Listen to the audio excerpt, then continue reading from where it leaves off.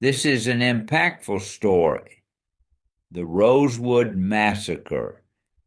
When people think of racial violence in the American South, Florida is often overlooked. Yet in the early 20th century, Florida had one of the highest rates of lynching in the nation.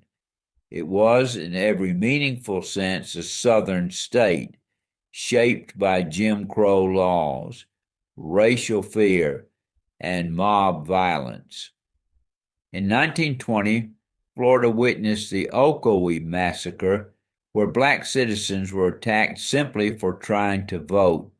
Just 3 years later, in January of 1923, another tragedy unfolded, this time in a small black community called Rosewood.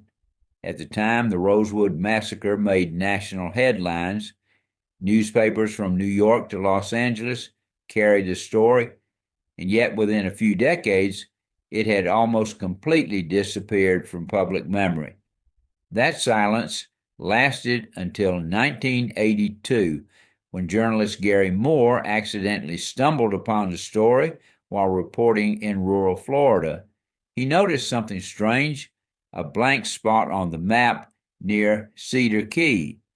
Locals seemed uneasy when he asked about the area. Some refused to talk at all. Others hinted at a secret everyone supposedly knew. Eventually, Moore found a highway sign that simply read Rosewood. When he visited the site, there were no buildings standing, only bits of brick, broken pottery, and sand, no monument, no explanation. Even the University of Florida, located just 45 miles away, had no record of the event. It was as if Rosewood had been erased. So, what happened?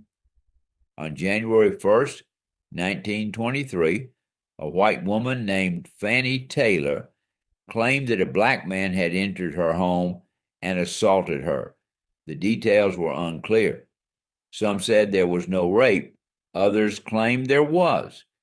Accounts contradicted one another almost immediately, but in the Jim Crow South, facts mattered far less than fear.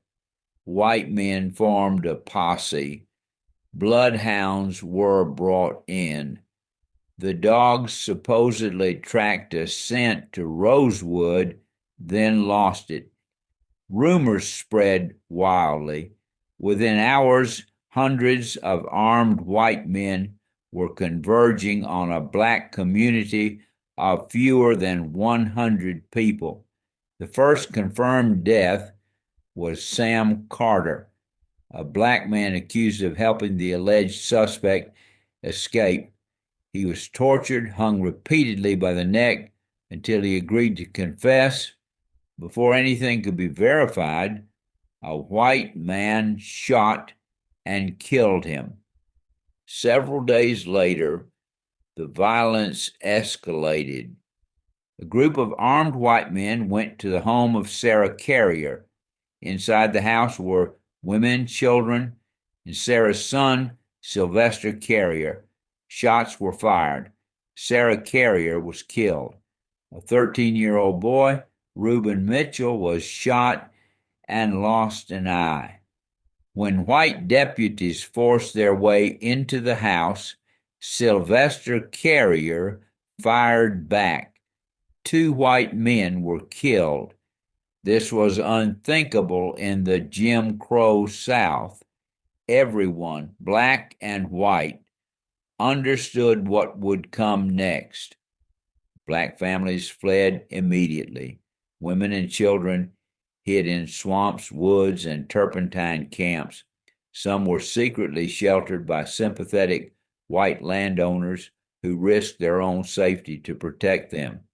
Others were evacuated by train in the middle of the night.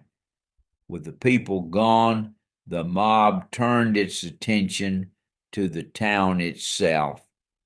Over several days, Rosewood was burned to the ground. By Sunday, nothing remained. The newspapers reported the violence, but distorted the truth. White attackers were described as law officers acting peacefully. Black victims were framed as suspects or rebels. Responsibility was shifted. Blame was rewritten. No one was ever convicted. There was no formal cover-up, just silence.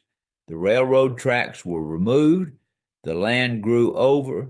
Historians stopped asking questions, and over time, Rosewood faded from memory until it was rediscovered.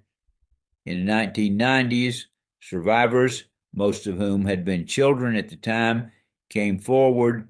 After years of struggle, the state of Florida approved compensation for 9 living survivors and created a scholarship fund for descendants.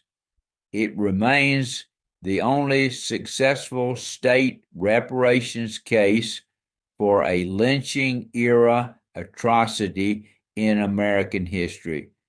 Today, there is a historical marker where Rosewood once stood.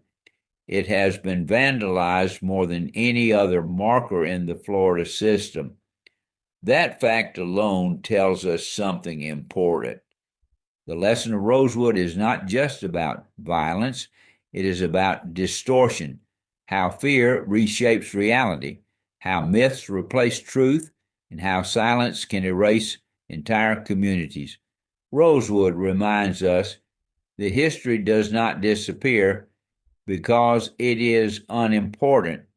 It disappears because it is uncomfortable. And when we refuse to remember, we risk repeating the same illusions all over again.